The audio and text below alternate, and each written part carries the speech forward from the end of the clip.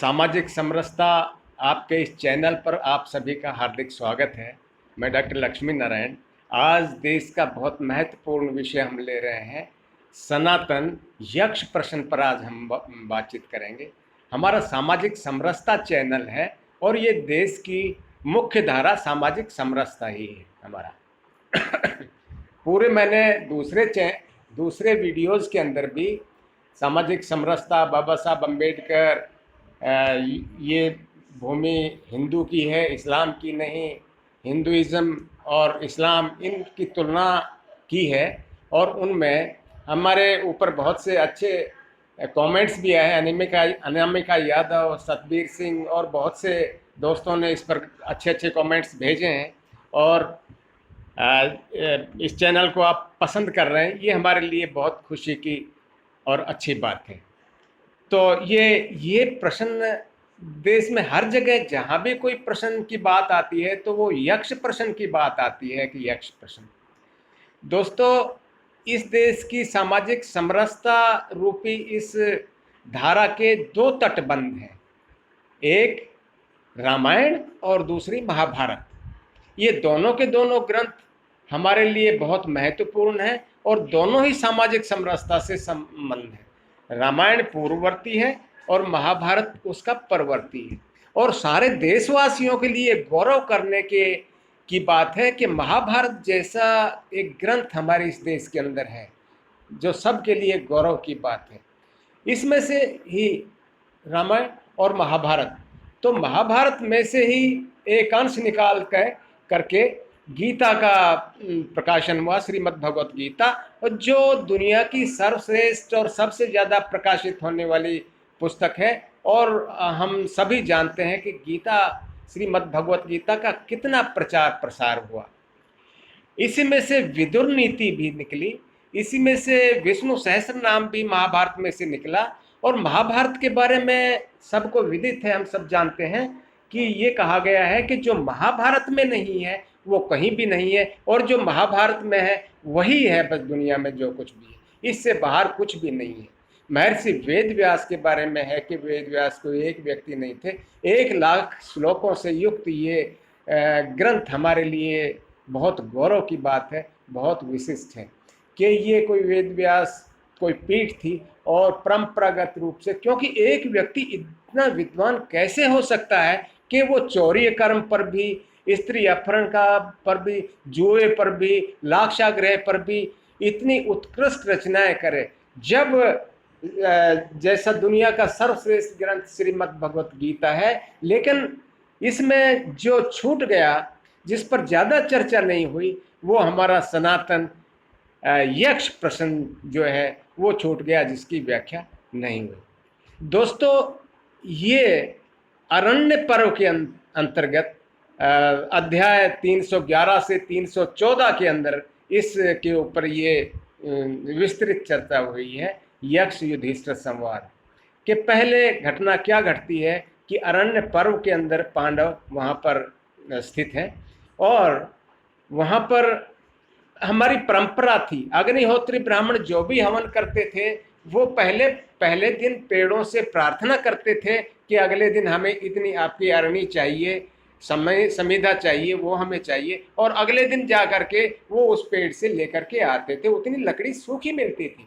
तो पहले दिन क्या हुआ कि ब्राह्मण ने अगले दिन उसका परंपरा चल रही है, अग्निहोत्री ब्राह्मण कभी हवन के अंदर कोई व्यवधान नहीं चाहते, प्रतिदिन वो होना चाहिए। तो जब उसने याचना की और उसने समिधाओं को इकट्ठा किया और बांध करके अपना जो समिधाएं और अरणी दोनों एक जगह ऊपर लटका दी गई थी, क्योंकि उसको जमीन पर नहीं रखना होता है। तो वो रखी हुई अरणी और समिधा, वो दोनों को एक हिरण आया और अपने सींगों से उलझा करके वो रगड़ रहा था और उसमें भाग गया। और जब ब्राह्मण लेने गया तो पाया कि अरे अरणी और ये तो कोई मृग लेकर के भाग गया, क्योंकि उसे डर ये हुआ कि उसका जो अग्निहोत्र प्रतिदिन का ये कार्य है हवन का, उसमें व्यवधान हो जाएगा। वो महाराज युधिष्ठिर जो समीप ही वहाँ निवास कर रहे थे, उनके पास पहुँचे और कहा कि आज मेरे यज्ञ में जो है हवन व्यवधान होने वाला है, कोई महामृग आकर के उनको उलझा करके ले गया है और आप उनको तलाश करके ले आए। महाराज युधिष्ठिर और पांचों भाई तत्काल ही वहां से इसका महत्व समझ करके कि ये कितना महत्वपूर्ण कार्य है कि ये हवन तो होना ही चाहिए प्रतिदिन, इसमें विच्छेद नहीं होना चाहिए, वो गए और दूर तक जाकर देखे, लेकिन उन्हें वो मृग या कुछ अरणी वगैरह मिली नहीं। उन्होंने वो थक कर चूर हो गए। उन्होंने देखा कि कहीं जल की व्यवस्था हो, तो उसने नकुल को पहले आदेश दिया कि देखो कहीं ऊपर चढ़ करके पेड़ों में कि कहीं पर कोई जल दिखाई दे। उन्होंने बताया गया कि वो जानते हैं कि जल के आसपास किसी सरोवर के पास कितना कि कौन कौन से पेड़ रहते हैं वो सभी जानते हैं। उन्होंने चढ़कर देखा कि समीप ही ऐसा सरोवर प्रतिभासित हो जाए जहाँ पर पक्षी भी हैं और वो पेड़ भी दिखाई देते। वो गए वहाँ पर और उन्होंने वहाँ पर जा कर के उन्होंने देखा कि पानी पीना। वहाँ उन्हें यक्ष की आवाज़ सुनाई दी कि नहीं, पानी नहीं पीना है, पहले मेरे प्रश्नों का उत्तर दो। लेकिन ये नकुल ने उन पर ध्यान नहीं दिया और वो वहीं पर पानी पी करके वहीं मृत हो गए। उसके बाद युधिष्ठिर ने जब देखा बहुत देर तक नकुल नहीं आया, उन्होंने सहदेव को भेजा, तो सहदेव भी वहाँ गए और वही गलती उन्होंने वहाँ की, यक्ष के प्रश्नों का उत्तर न देकर उन्होंने पानी पिया और सोचा कि बाद में दूंगा और वो भी मृत हो गए। कुछ देर बाद उन्होंने इसी तरह से अर्जुन को भेजा और अर्जुन ने भी जा करके देखा कि ऐसा कौन हो सकता है, अपने तीरों की वर्षा कर दी और उन्होंने देखा कि ऐसा कोई नहीं है जो मेरे सामने मुकाबला कर सके, और उन्होंने तीरों की वर्षा करके और जल पिया और वहीं मृत हो गए। उसके बाद अंत में भीम वहाँ पर पहुँचे। युधिष्ठिर ने कहा कि देखो वो जल लेके आओ, और कहाँ चले गए वो लोग, तो वो भी जाते हैं और वो भी जल पी करके वहाँ पर मृत हो जाते हैं। अंत में वहाँ पर ढूंढ तलाश करते हुए महाराज युधिष्ठिर वहाँ पर पहुँचते हैं और उन्होंने देखा कि उनके चारों भाई मृत पड़े हुए हैं। उन्होंने विलाप वहाँ पर किया और काफ़ी समय के बाद जब उनका देखा कि जल पीना तर्कसंगत रहेगा और ऐसी स्थिति में, तो वो विचार करने लगे और उन्होंने जल की तरफ जब प्रयाण किया तभी उन्हें ये आवाज़ सुनाई दी कि मैं इस सरोवर का स्वामी हूँ, बक हूँ मैं, और आप मेरे प्रश्नों का उत्तर पहले दीजिए तब जल पीजिए। हे युधिष्ठिर, यदि तुमने ऐसा किया तो तुम भी अपने भाइयों की तरह मृत हो जाओगे। और उन्होंने प्रश्न पूछना प्रारंभ किया। ये प्रश्न इस अरण्य पर्व के अंदर अध्याय 311 से 314 के अंदर है। 32 श्लोकों के अंदर ये 126 प्रश्न है जो दुनिया के बेहतरीन प्रश्न है और हमारी संस्कृति को सारगर्भित करके ये किए गए हैं। दोस्तों, श्री भगवत गीता जैसे हमारे लिए महत्वपूर्ण है, ये प्रश्न भी 126 प्रश्न ये आज भी उतने ही समीचीन हैं जितने कि प्राचीन काल में थे।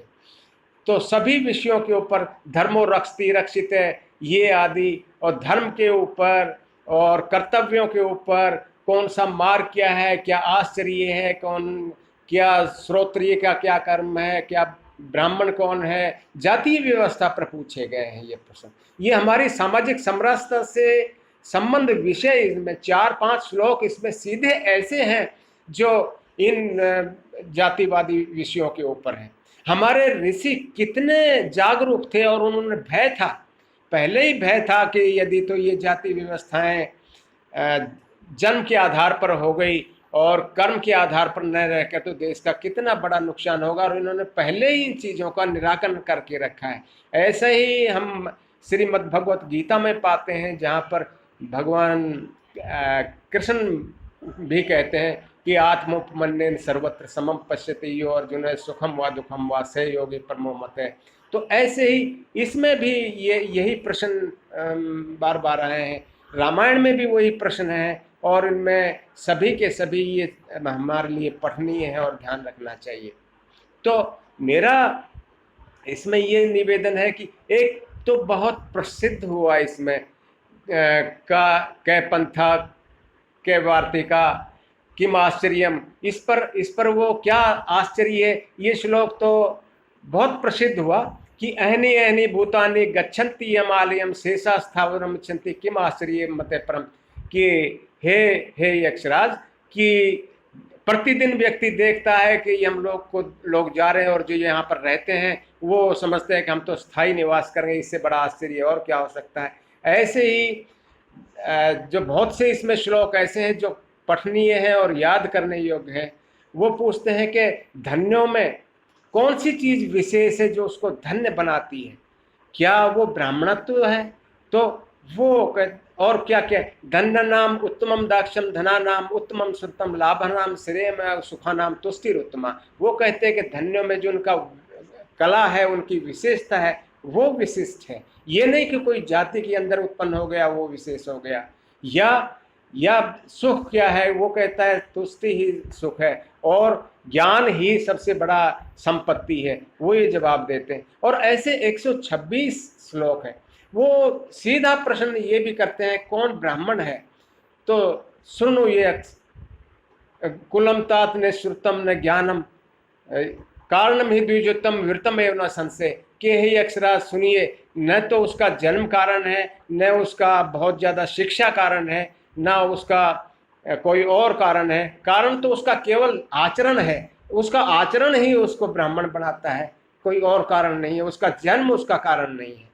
तो ये उसे ऐसे ही अन्य स्थानों पर जो है 126 प्रश्न हैं। और मैं ये आपको बताऊंगा कि ये हम लोगों के लिए पठनीय चाहिए। और ये पुस्तक सनातन, ये जो यक्ष प्रश्न है, ये हमारे घर के अंदर रखनी चाहिए, हमारे अपने बच्चों को पढ़ानी चाहिए। हर एक प्रश्न जो है बहुत महत्वपूर्ण है, चाहे धर्म के ऊपर हो, चाहे राज्य व्यवस्था के ऊपर हो, चाहे राजधर्म के ऊपर हो, चाहे क्षत्रिय ऊपर हो, चाहे सेवा के ऊपर हो। वो वृद्ध सेवा को ज़्यादा महत्व, वृद्ध सेवा के अर्थ है वो ज़्यादा बुद्धिमान होता है। जो सेवा कर रहा है, वो कहता है जो बुद्धिमान लोगों की सेवा कर रहा है वो ज़्यादा अच्छा होता है। उन्होंने इस बात पर जोर दिया है। तो ये यक्ष प्रश्न जो बहुत ज़्यादा इस पर प्रकाशन नहीं हुआ इन 26, लेकिन ये आचार्य निशांत केतु की ये पुस्तक है जो पटना विश्वविद्यालय में प्रोफेसर और हेड रहे हैं। बहुत बड़े विद्वान की 100 से अधिक पुस्तकें प्रकाशित हैं। ये हिंदू संस्कृति के एक तरह से स्तंभ है। इनका ये पृथक से यक्ष प्रश्न है जो सर्वश्रेष्ठ मैंने देखा है। यद्यपि और भी इस पर छोटी पुस्तकें भी हैं, तो आप इस पर भी ध्यान दीजिए और इस यक्ष प्रश्न पर आप ये समझिए कि ये हमारे लिए गौरव की बात है कि ऐसे ऐसे प्रसंग हमारे इस महाभारत में है और देश में है ऐसे। तो आप लोग आज ज़्यादा विस्तार में नहीं जाते हुए इतना ही, आप हमारे इस YouTube चैनल पर बने रहिए सामाजिक समरसता पर, और आगे भी हमारे इसी से संदर्भित जो है जो टिप्पणियाँ आती रहेंगी। आपका बहुत बहुत धन्यवाद। आप हमारे इस YouTube चैनल सामाजिक समरसता से जुड़े हुए हैं और बहुत ही आप हमें प्रेरणा दे रहे हैं। आपकी प्रेरणा ही हमें आगे बढ़ाएगी। इस चैनल को सब्सक्राइब कीजिए और शेयर कीजिए। धन्यवाद।